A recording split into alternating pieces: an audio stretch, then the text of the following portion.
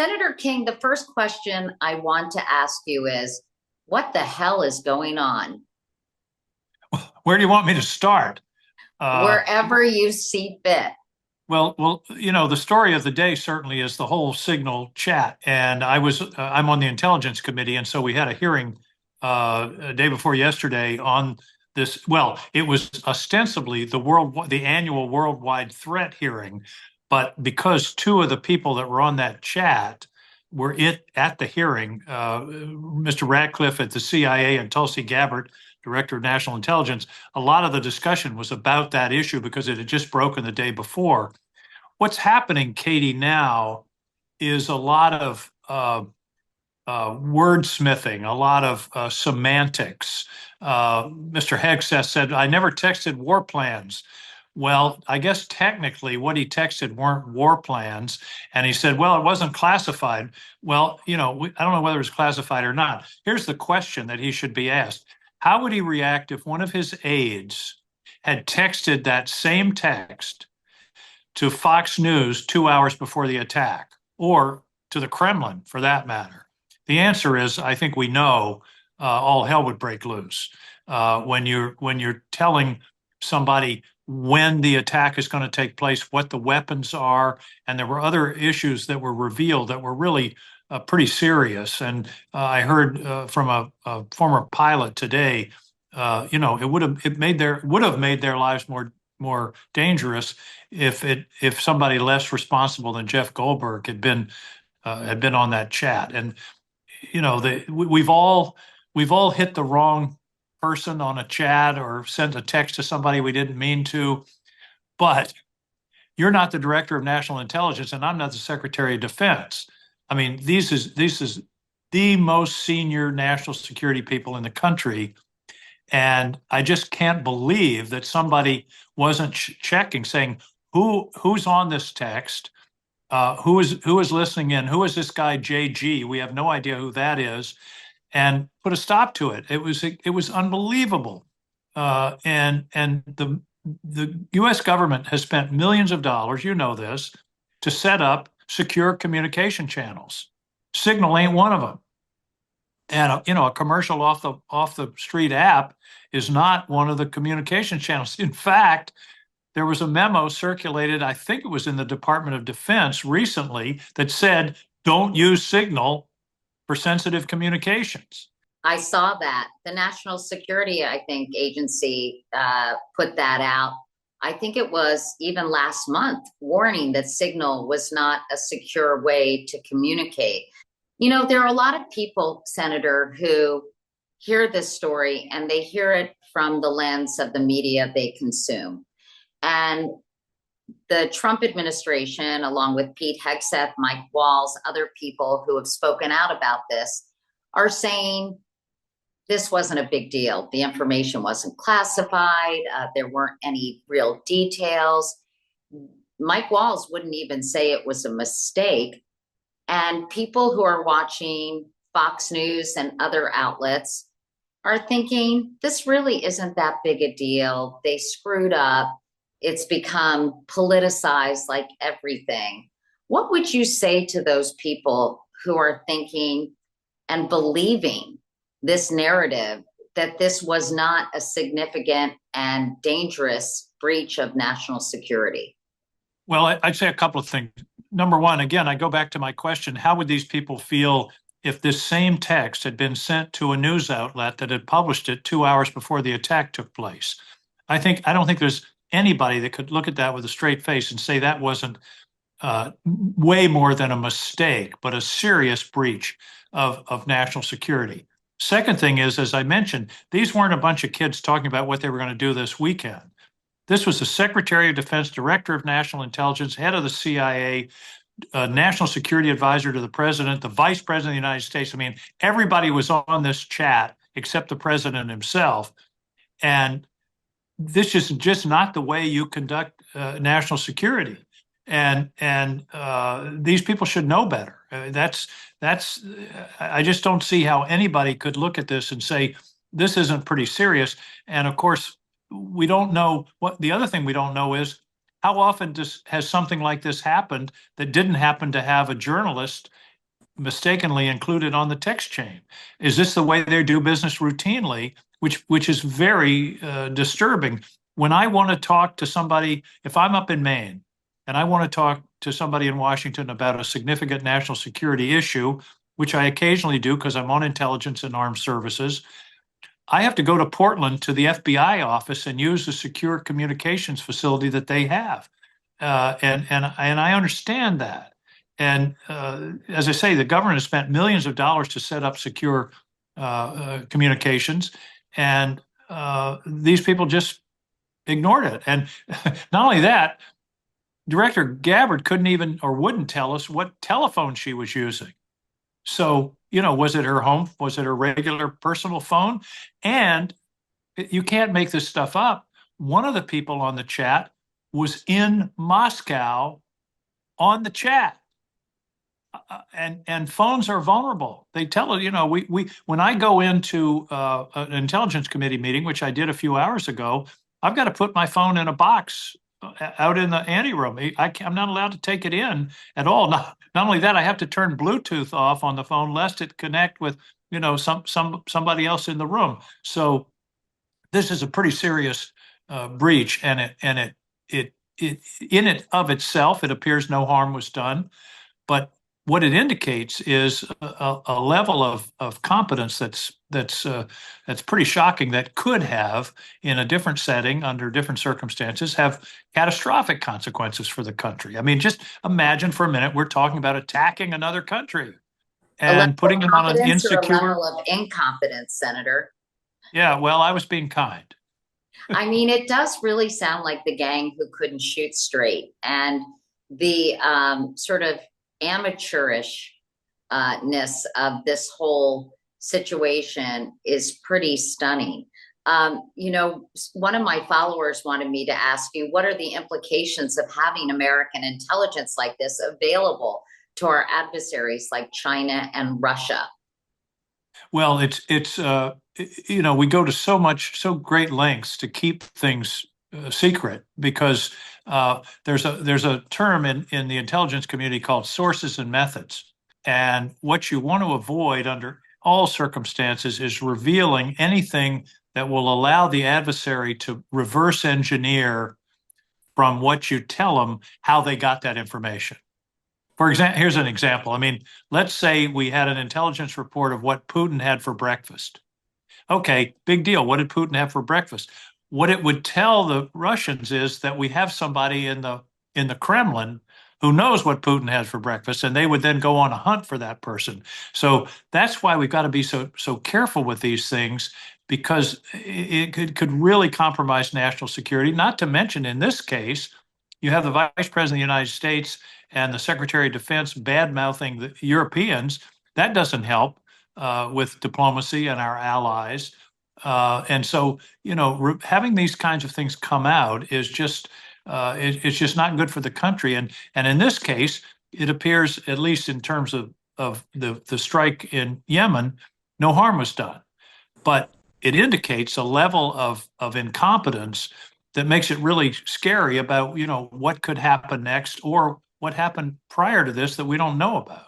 Do you think they'll tighten things up as a result of this embarrassment? I'm sure they will. I'm sure there's a lot of discussion going on about, don't do something like this again, because clearly it's embarrassing to the administration. There's no question about that, and that as it should be. But at the hearing the other day, I expected them to come in, Tulsi Gabbard, and begin the hearing by saying, before we begin talking about worldwide threats, I want to just address this issue. It was a major breach. It was a serious problem. We are taking all steps to see that it doesn't happen again, that we won't use this. In other words, admitting that this was a serious problem. And then I think this thing probably would have blown over. But you heard her I asked her, multiple times, what do you feel about revealing this kind? And she just said there was no classified information revealed. And Secretary Hexas says, I didn't text war plans. Well, they're working on semantics. Whether or not it was classified or whether it was war plans or an attack plan, The point is, it was information that should not have in any way, shape, or form been compromised. Why do you think she didn't come in and say that and just say we made a terrible mistake and we're addressing it? Well, I don't know her well. I Well, was it in her seems like they hearings. all got together and decided they were going to That's stonewall any it. questions about it. That's what it seemed like, because she and Radcliffe were kind of playing tag team. He was saying that I didn't text anything that was classified, but if you go back and parse what they said, they were playing games with the language. They Well, were they were avoiding the real issue, and it would have been so much easier, and it would have the thing would be over by now. I don't think it would be over. People would still be saying, "How did this happen?" But it wouldn't have the issue staying power that it does if they had just come clean. My experience in these kinds of positions is, once you admit there's some fault, it takes the wind out of the sails of people that are going to try to make something of it. well, hasn't Roy Cohn always advised Donald Trump when Cohn was alive to never admit you've made a mistake? Yeah, never admit you made a mistake, never apologize, always just bluster through it. But in this case, I think it's hurting them. It's just one more case where, I mean, we can go and talk about Elon Musk and what he's going to do, what he's doing. One of the things that comes through to me is he doesn't know what he's doing. In other words, he's shutting down programs because he doesn't like the sound of them or something. There's no real analysis going on. They're firing people because they're probationary. That doesn't mean anything in terms of their skill level or the importance of their job. And they're making big mistakes. In the first weekend, they fired over 300 people at the National Nuclear Safety Administration. And they said, oh, a couple of days later, oh, never mind, we're going to bring them back. But the fact that they did it in the first place indicates how helter-skelter and disorganized and unthoughtful this whole process is. Vice President Vance was on this chain, Secretary of State Marco Rubio, Director of National Intelligence Tulsi Gabbard, and the Director of the CIA, John Ratcliffe. And I know that you voted to confirm John Ratcliffe earlier this year. Do you regret that decision? You know, I don't look back at the time. I thought he was reasonable. We had a long hearing. I had a meeting with him before the confirmation vote. I would probably not vote for him again today, and I'll tell you why. I voted for several of the early Trump nominees, and then I got burnt. I thought that they were reasonable adults that were going to work and defend their agency. And then they turn around and the first thing they do a week or two later is give the keys to Elon Musk. And that really bothered me. And Radcliffe was someone who I felt I'd worked with him previously when he was Director of National Intelligence. I voted against him for that one a couple of years ago or 5 years ago, but I felt that he was ready for this job. But I'm not going to say I regret my vote. But I'm very uncomfortable with his allowing DOGE into into the CIA, losing some really skilled people. It costs a lot of money to train a CIA agent, and and recruiting is a big issue. I mean, we've been following their recruiting on the Intelligence Committee for several years, and now all of a sudden, hiring freeze and firing people. And I should say, I'm not against government efficiency, and I would never argue that there's exactly the right number of people in the federal government. I went through a similar process the first year I was governor. We had a serious budget problem in Maine, and we had to shrink state government. But we did it with a task force of private sector people, legislators, and members of the administration. And we did it over 9 months, not 8 weeks.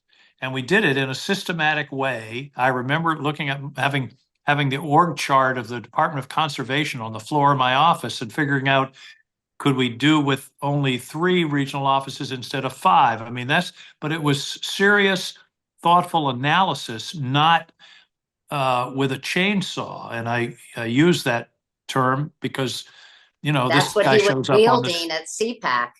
Yeah, he shows up on the stage with sunglasses and a big grin and a chainsaw, which I think this guy is gets his kicks by firing people. There was a podcast back before the election with Donald Trump and Elon Musk, and they were giddy talking about all the people he fired at Twitter and how he broke the union. And Trump was saying, "Man, you really know how to fire people and stuff." Uh, these are people's lives. And it would be one thing if it was being done in a systematic way and with some empathy, some realization, instead of I put USAID in the shredder. This is the richest man in the world taking food out of the mouths of hungry children. And I just saw today another headline. They're cutting off funding for vaccination programs for children in developing countries, which I think I saw the estimate it would cost literally 4 or 5 million lives over the next 5 or 10 years. Uh, it's just gross, and I don't get it. And here's another example: the National Park Service. I'm the co-chair or the ranking member, whatever you want to call it, of the National Park Subcommittee. We've been observing and pressing the three administrations now, Trump 1, Biden, and Trump 2, that the National Park Service is understaffed to begin with. The visitation at our national parks is way up, and the staff is exactly where it was, and yet we are arbitrarily firing people in the National Park Service, not allowing them to hire replacements, and we're going to see some real degradation in services at the national parks this summer. The Veterans Administration, they're talking about firing 83,000 people, and they have the nerve to say, but this won't affect services. Social Security Administration. I mean, here's Just the 2 deal. hours ago, Senator King, the New York Times ran this headline: Trump administration abruptly cuts billions from state health services. States have been told that they can no longer use grants that were funding infectious disease management and addiction services. That's a death sentence, Katie, for a lot of people. Addiction services, addiction, these are the same people that are beating their chest about fentanyl, and they're cutting services to people who are in recovery. That's a scandal in itself. I mean, people are dying, and part of the reason they're dying is there's an inadequacy of treatment, of recovery services, and to be cutting that off, I don't understand what's motivating these people. I just it just doesn't make any sense. And I think and they believe they have a mandate. They believe that's why Donald Trump was elected. And in fairness, his approval rating is 47%, higher than it's ever been when he was in office. Well, I think part of it is that what they're doing is performance, and it's not really effective. He talked about, cutting the government and cutting the budget deficit. Here's a calculation I did just the other day. If they cut the federal workforce in half, it would reduce the federal budget by 1.4%. The money is not in salaries, and the programs they're cutting here or there are not going to amount to anything in terms of the overall problem with the federal deficit, which I think is a serious problem. But they're not. They're performing. They're pretending that they're dealing with this issue, but it's not substantive. As I say, all of these firings, that's going to disrupt people, whether they're going to national parks, whether they're veterans getting their services, whether they're seniors applying for Social Security, but it's not really a savings. And I know exactly what you're seeing. I hear this in Maine. People say, yeah, he's doing what he said. He's cutting the federal government. Well, I think we're going to see a backlash coming in the not too distant future when elderly people, can't, if they can't get to a Social Security office because they closed the regional offices, or veterans find that there's nobody to answer the phone when they're calling in to try to find out about the benefits. My view is, if there's nobody to answer the phone, that's a cut in benefits. And the same thing with Social Security. They say, we're not going to cut Social Security. We're going to protect Social Security. Well, it ain't protection if you're laying off the people that manage the system. Did you hear the Secretary of Commerce the other day said if his mother-in-law didn't get her check, her Social Security check, it wouldn't be a big deal. Well, it wouldn't be a big deal for me either if my son-in-law was a billionaire. But what an unbelievably tone-deaf comment about the millions of people. If the Social Security check is a week late, it's a catastrophe. They're living on that check. And to say something like that to me indicates how out of touch these people are with real people's lives. I thought that was very tone deaf as well, but he also went on Fox and tried to tell people to buy Tesla stock.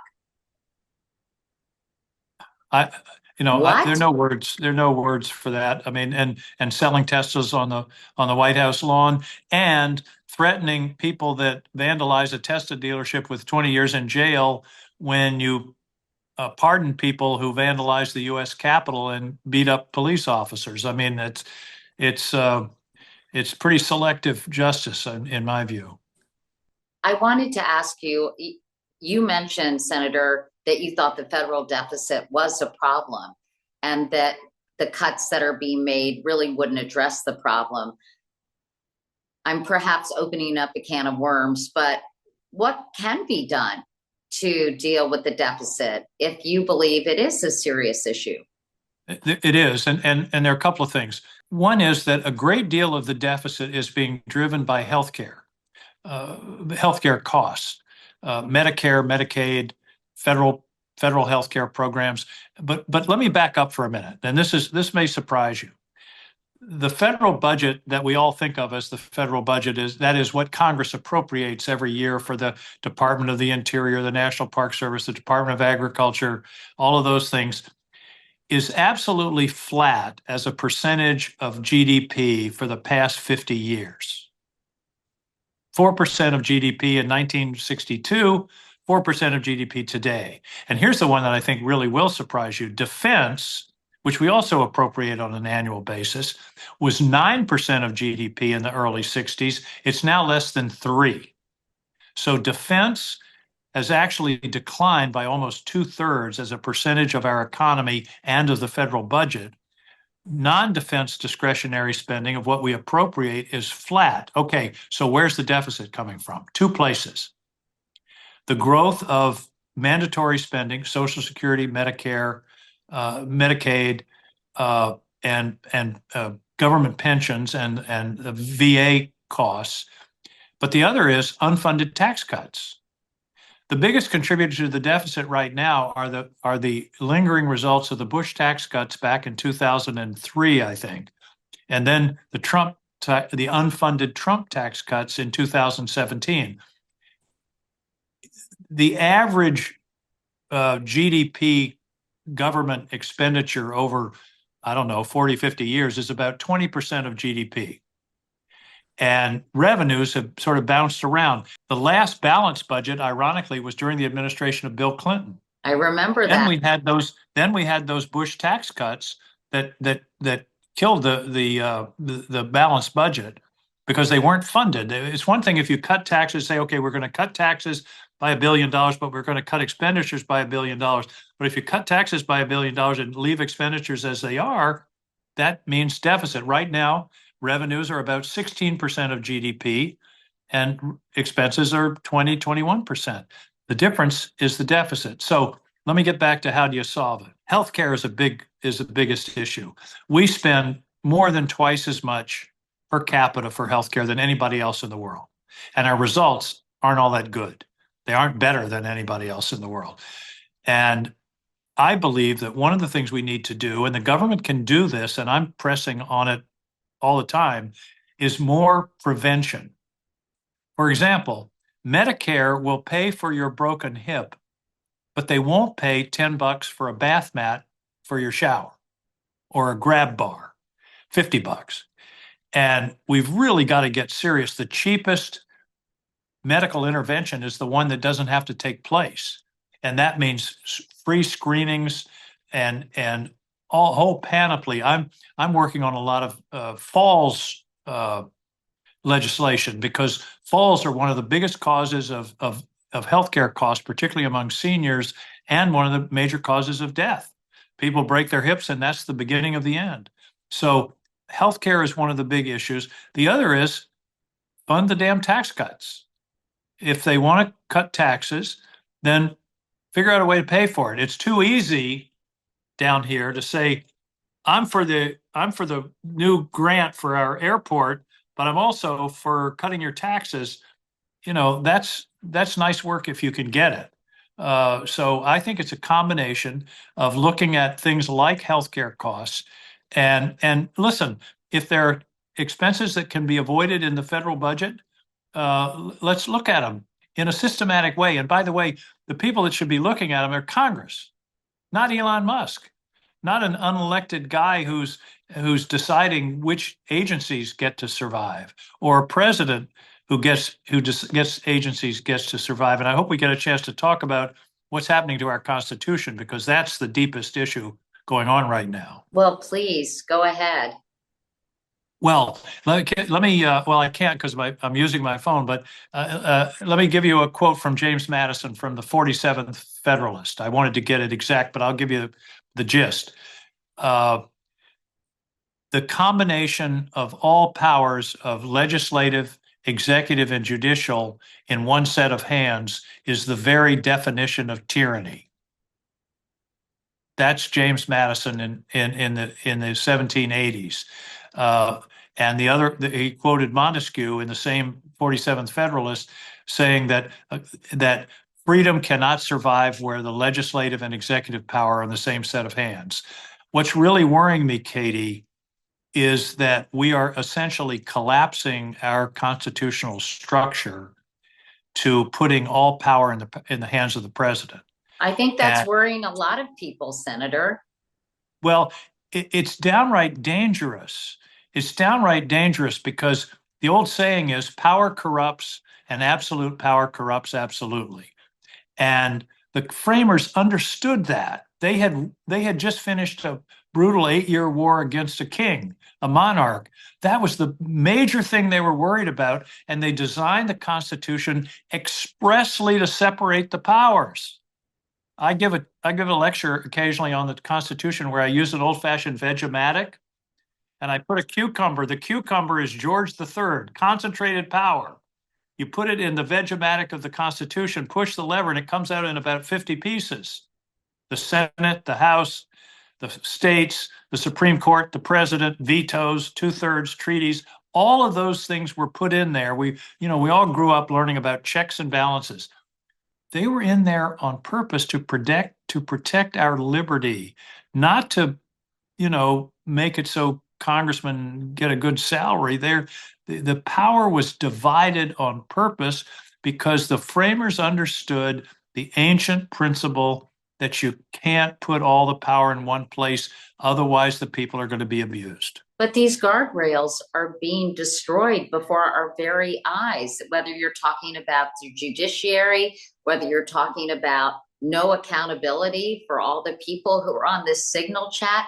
I mean, this power seems to be, unbridled, and it's not that it's unopposed, but the opposition doesn't seem to be able to do anything about it. I have to say, I'm very disappointed in my Republican colleagues. I mean, people contact my office. Why don't you stop it? Fix it. Well, I don't have the votes. The Republicans have the votes in the House and the Senate, and they have the presidency. And under our system, ultimately, we can slow things down and those kinds of things. But the majority is going to win.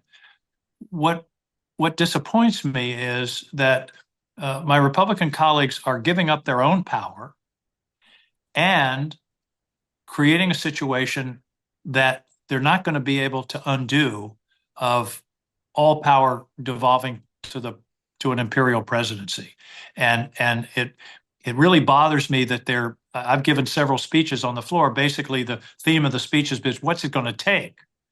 What's the red line? Are there no red lines? Are there no limits?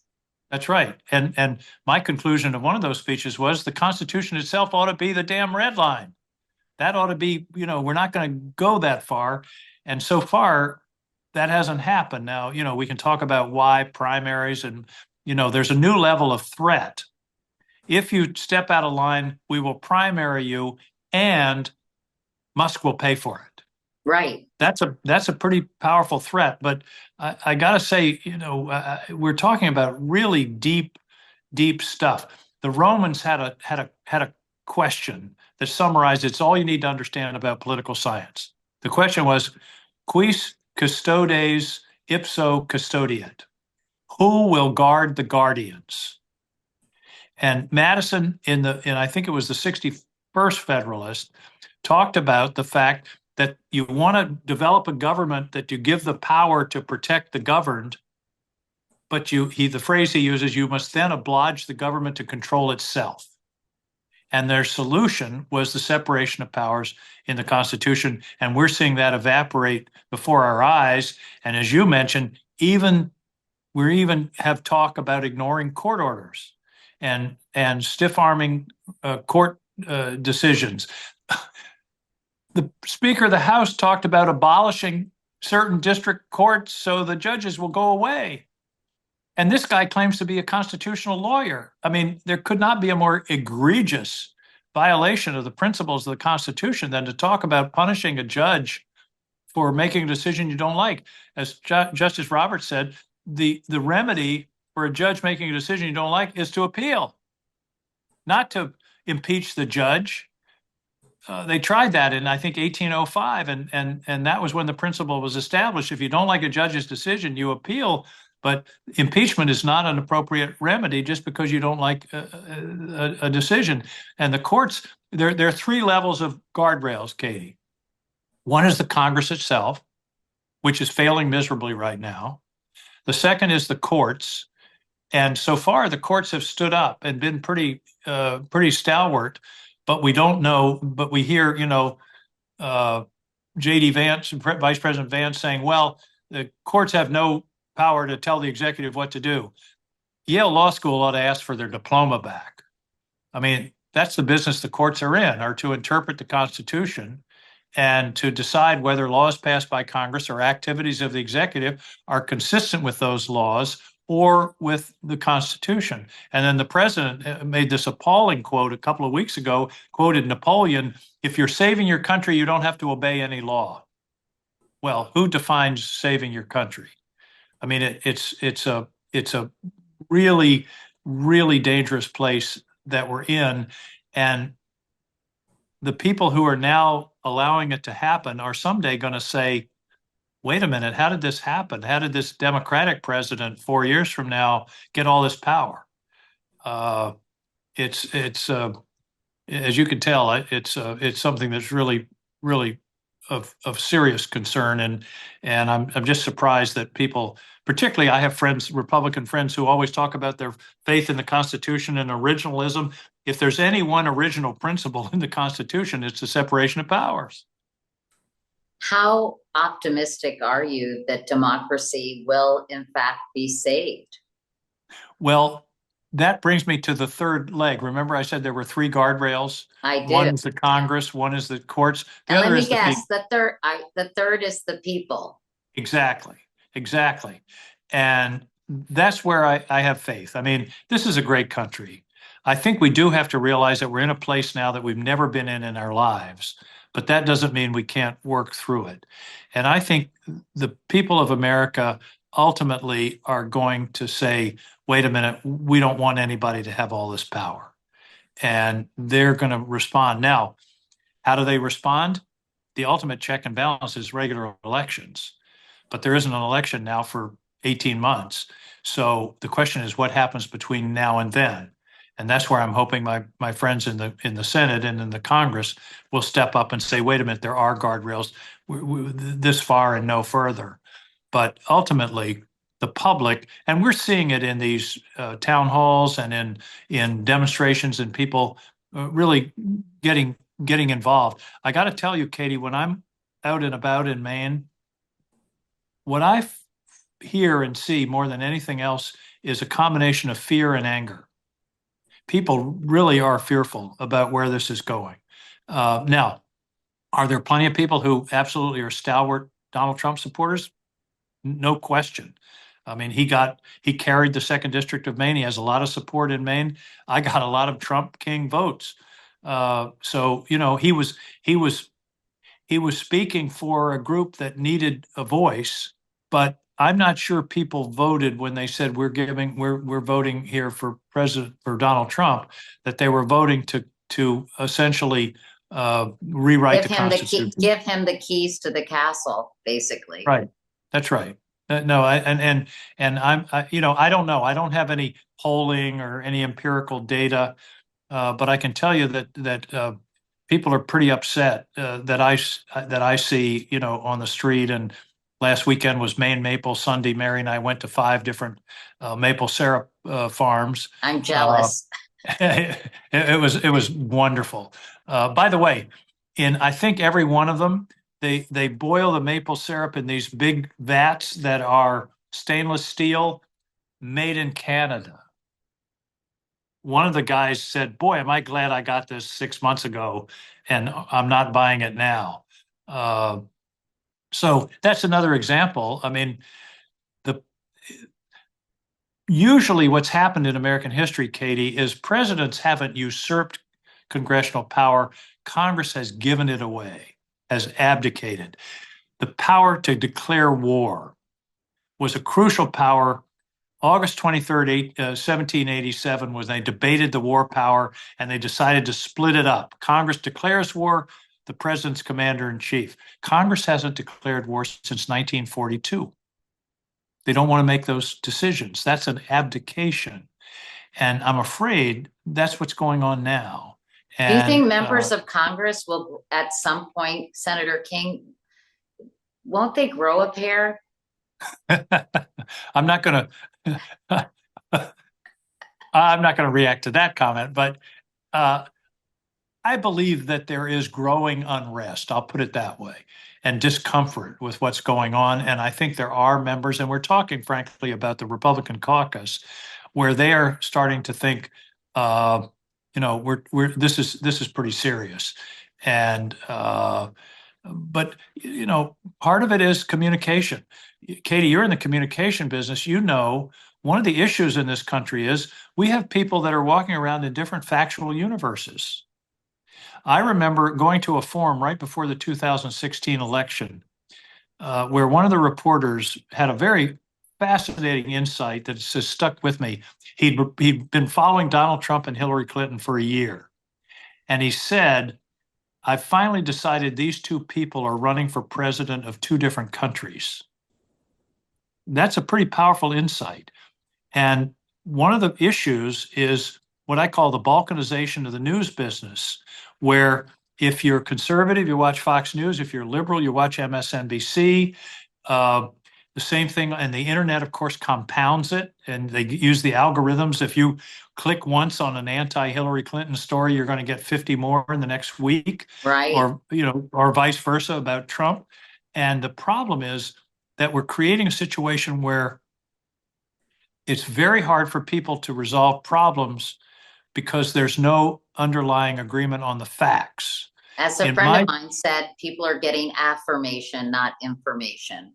That's a great way to put it. And my experience in public policy back in Maine and here is if you can sit people around a table and establish a common understanding of the facts, the solution is usually almost self-evident. It's pretty easy.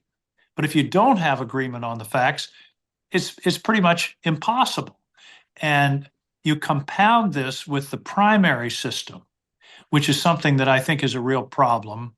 Ironically, the primaries were designed to democratize the nomination, to take nominations out of the smoke-filled rooms. But now, who votes in the primaries? The average turnout, Katie, across the country in a primary is 21% of the party. It's the most extreme individuals on both sides. And here's what I've seen in the Congress that I think is really worrisome.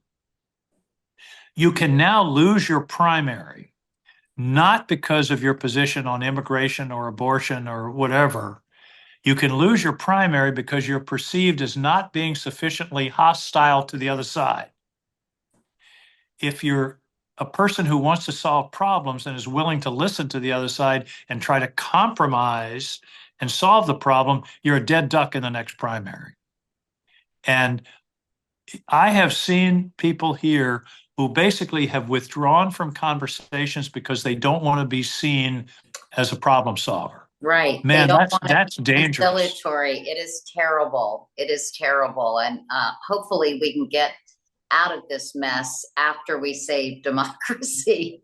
Senator Yeah, King, you've got a lot of work to do. I'm so grateful that you were able to spend this time talking to me today. And I hope we'll be able to do it again because it's really important for people to understand what's going on. absolutely, Katie. And I'm delighted to do it because I think part of my job is to sound the alarm. My wife says my mission is to be a combination of Paul Revere and Chicken Little.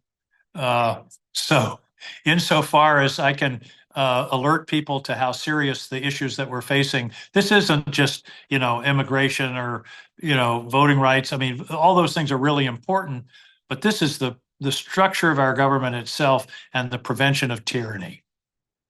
On that note, Senator King, again, thank you so, so much. Great to be with you, Katie. Thank you.